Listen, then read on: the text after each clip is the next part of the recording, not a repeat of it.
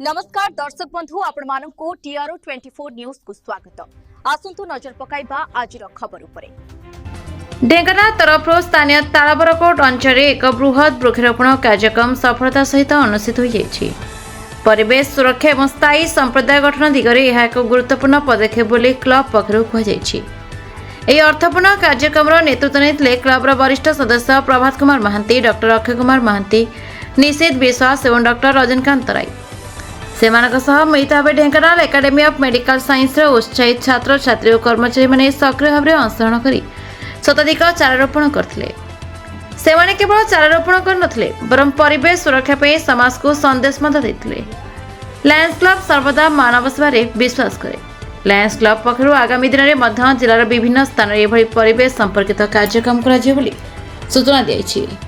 Dhenkanal Deepak Ranjan Mishra report the Republic Odisha 24 news.